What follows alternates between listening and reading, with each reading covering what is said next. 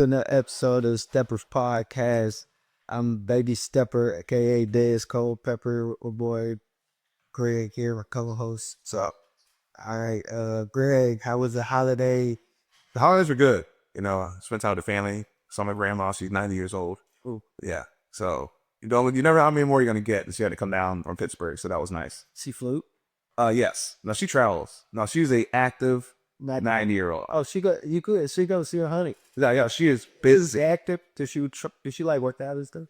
No, yeah. She just go places. Like she's very social. Oh yes. You know what I mean? So like, yeah. Like so, like she spends a lot of time with family and her aunt, and my aunt, her daughter. Yeah. So She like the ways, huh? no, Yeah. out there. So it's nice. How about yourself? My house was pretty good. Family, kids. Most of the kids came to the house, gifts and stuff. My little girl she's irate you right now. She's a mess. I built this house, so I had to wait she go to sleep, man. Sleeping pattern is crazy. So by the time she went to sleep, I went in there and started building the house. So the house you have, it's like 100 and some pieces for this house. That's true. So the house comes about this high, and I put it together and everything. So it's a little fence that you're supposed to put around it. Okay. But I got a 2-year-old, so like I'm not putting this fence around it because she's gonna kick it down. Are those fences like a bunch of little pieces, or is it one Like piece? no, it's a bunch of little pieces. And I'm telling you, You don't know how many Godzilla. it was like 5 or at least 1,000 or some pieces just in this box. So I was like, when I put my fist together. Yeah. The same day she woke up, she kicked the house down. What? And I said, "Oh, no more Christmas." That's it. It's been all night put it together. That's how it is. That's all right. I'm never doing that again. That's what. I put a bike together. There you go. But that's not 1,000 pieces. Yeah, no, that's it. Other than that, I told her you back in nothing else. But other than that, New Year's, I was at work like normal. So yeah, man, everything's pretty good. But another day here at the gym. What's your thoughts and what you want to talk about today? Yeah. So today, what I want to talk about primarily is here in Middle Georgia, our middle school leagues or middle school games start playing up again, and we have a lot of we have big middle school like 7 schools. coming system, and then a lot of kids that we work with are from middle school, primarily I would say at this point in time. 6th grade. Yep, coming up. Right. Yep. And so one of the things I want to discuss is how we'll see one kid in our gym, and then when y'all go see him, because I can't make it out as much, like when you and Brandon Davey, Coach Davey, CEO, founder, but y'all go to the games, y'all can see different players. Yeah. Compared to what we see out here. You know what I mean? Yeah. Can you explain to people what I'm talking about? So when the kids come here to train with us, they get here and they get comfortable because we teach them how to get comfortable, and we just mold them and we love on them and train them, and they like our kids in here. But then once they go out into their regular games and different people, different vibes, they're not the same person, so they don't play. Excuse me. So they don't play the same. So he's saying like, why can't we get the same kid that we in here that can we get out there? Yeah, exactly. And it's really a mental thing, Yes. and being comfortable, because when they come in here, sometimes they do get comfortable. They know how we are. 100%. I mean, people are going to be more comfortable in situations they're used to. Yeah. Around their friends, around people they know, right? And so that's what I say. We'll see. And I'll say we see this a lot more, and in regards like how well they play in our gym. Yeah. I mean, yes, they know some competition, but even then, like on open runs, because I got to play better. Yeah. They go there and they lead and they do what they're supposed to do. But when they go to their schools and they're playing all the teams, they're not as much. And I'll say that the majority of kids, like the people who have the biggest drop off, are the ones who maybe didn't come into the gym with us, but a high level already.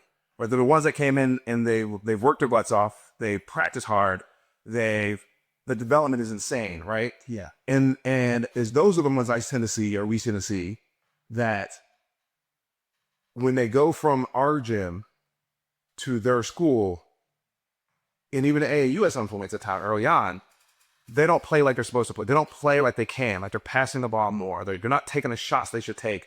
They're not commanding, like controlling the floor like they should. When they do that here, you know what I mean? Yeah, so sometimes the situation be we train them up to be above average. Yes. So they going into middle school around here, 9 times out of 10, you probably got 2-3 good players on the team. Okay. So our player is normally that number one person, Right. the ones that's getting trapped all the time.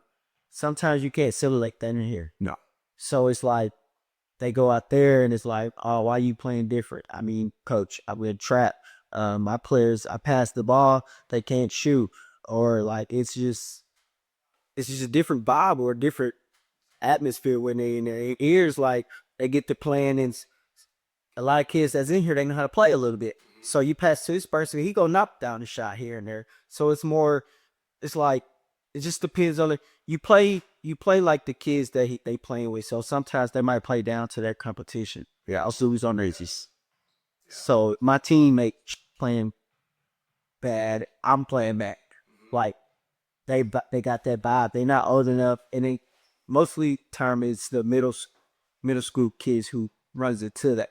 The only couple of high school kids that runs into that are our shooters Yes. because it's a different gym.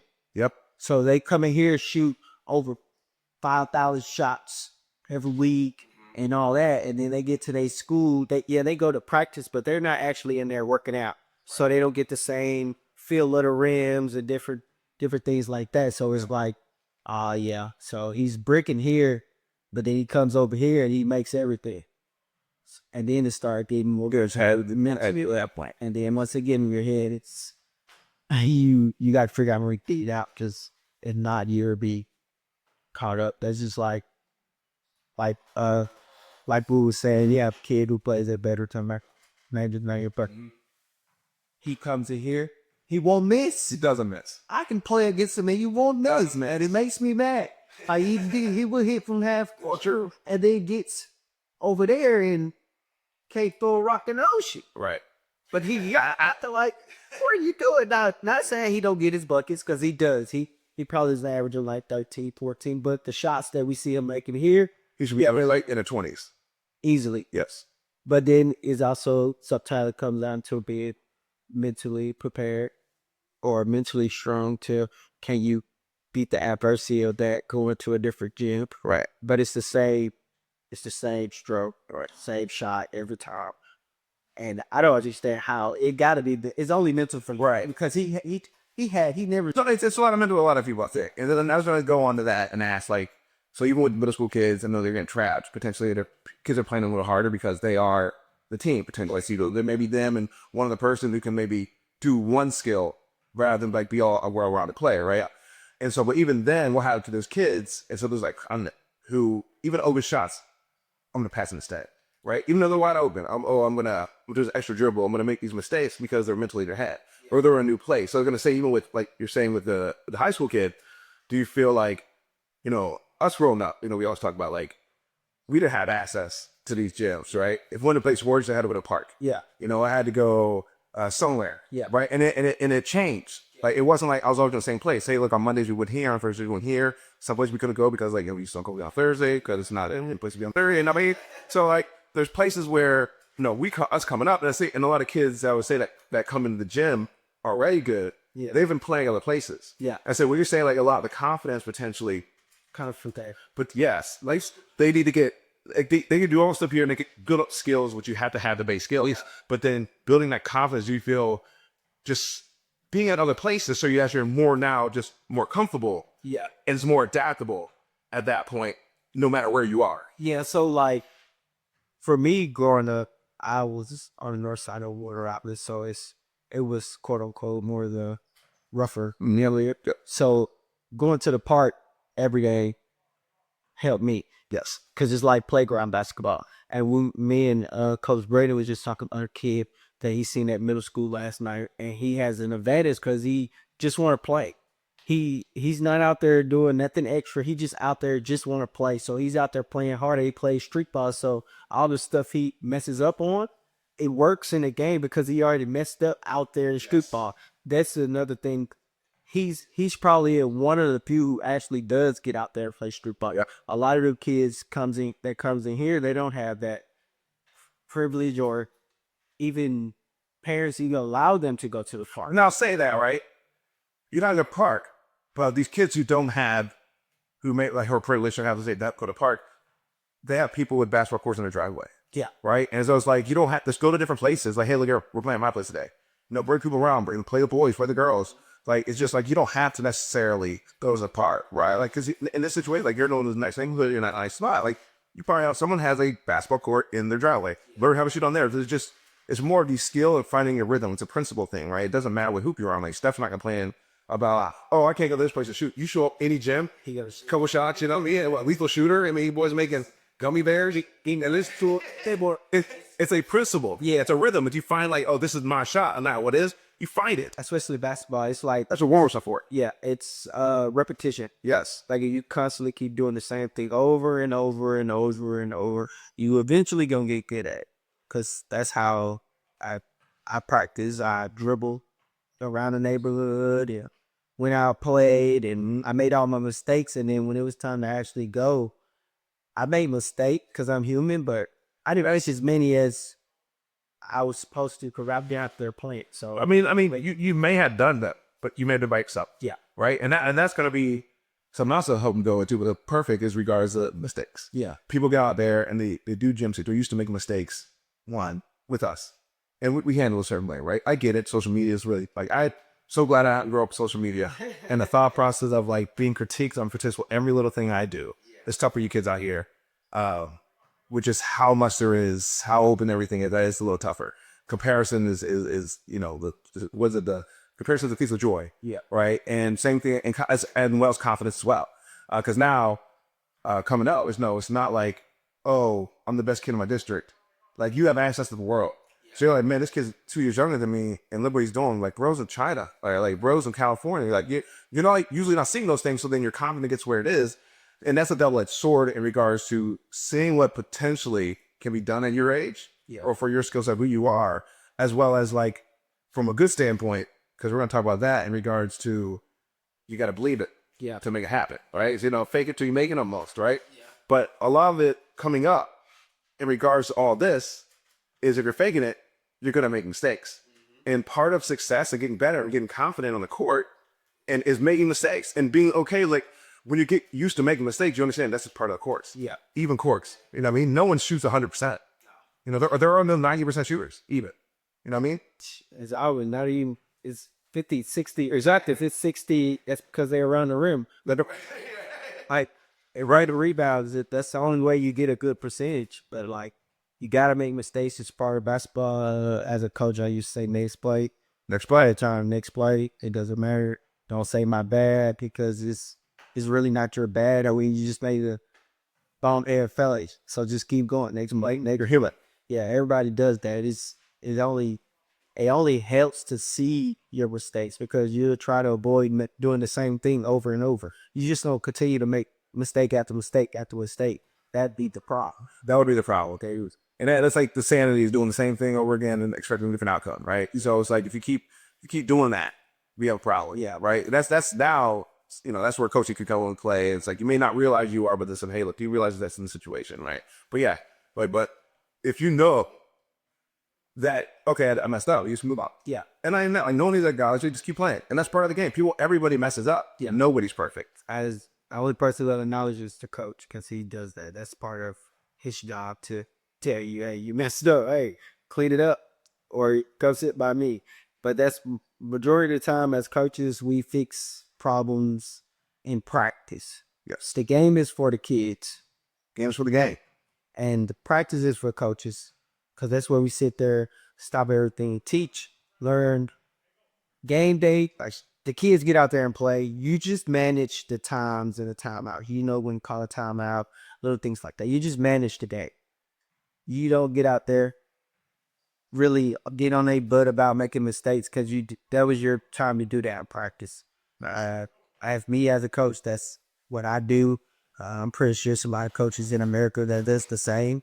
But then you got some coaches that just different. Everybody does different. So Yep. me personally, practice is my time. I want you focus, pay attention to practice. We get in games. That's your time, and I hope that you do what you need to do to be where we need to be and get that win. So Yeah.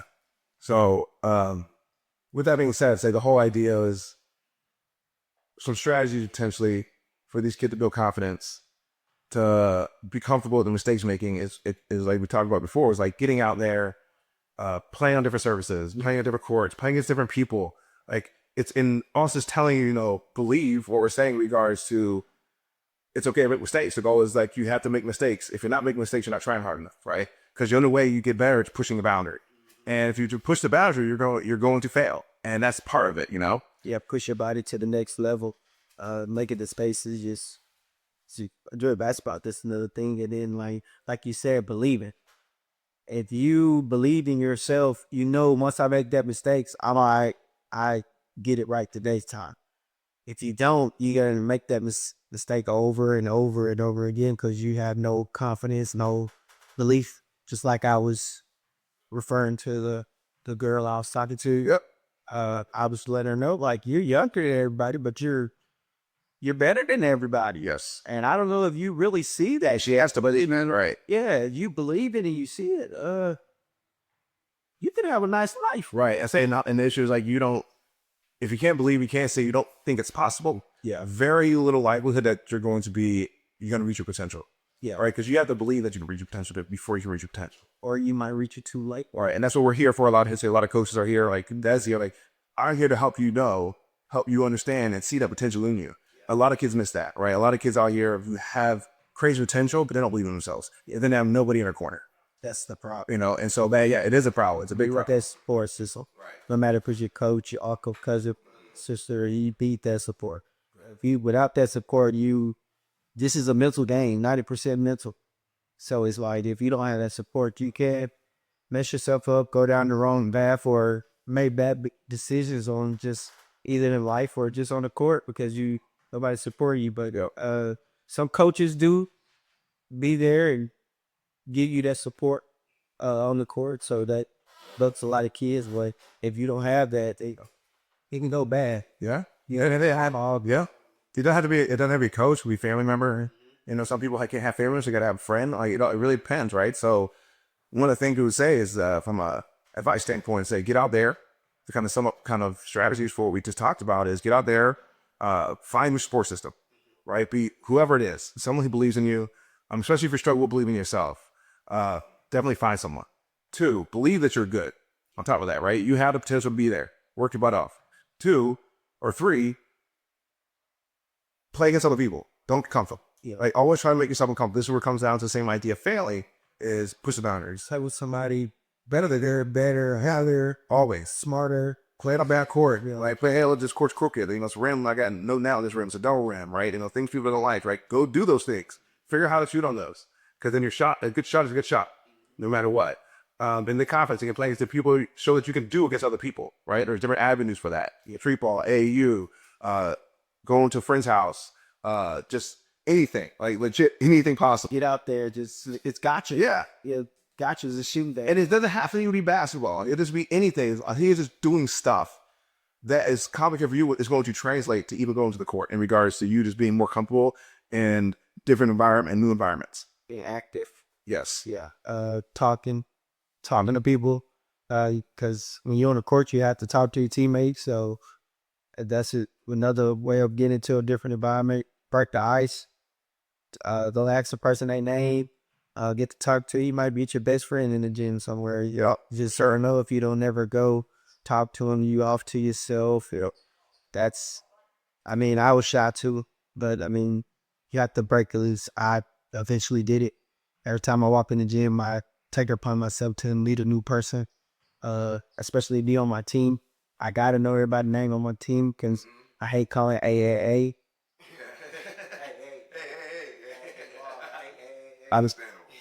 So don't learn something new, learn a new person.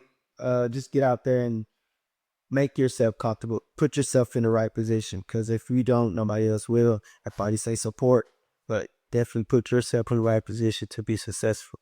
and talking to you. Us to get a little person actually helps you make it easier on you. Because if you have a friend, you're more comfortable. Just in the court, all the down. If I have a friend, I'm definitely more comfortable. That's somebody you know, or it doesn't even have to be somebody you know. Y'all might vibe together at that moment. Right.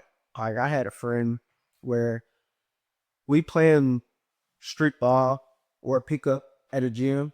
Didn't know him for a can of beer, but he was on my team. Yep. And got to talking to him, and he actually liked to do stuff I like to do. And There you go. turned into friends off nice. Just street balls. That's how it is. Like meeting new people, crazy. So he's like, that's why I said, remember That's how I do well. why I just meet. I try to talk to somebody, but man, Yeah. So like this is this is a crash course on a couple of steps, let's just say I'm doing in confidence. To court and being believing, because this is a big issue we're seeing in the youth these days.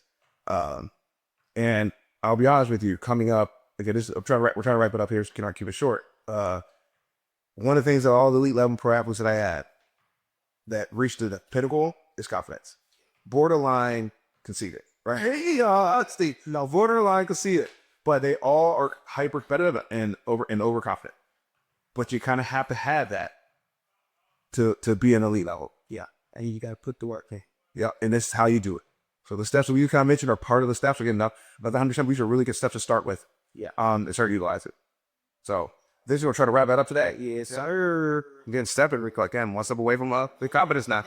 So what's the confident? Definitely. There we go. All right, guys. See ya. See ya. Appreciate you. Peace.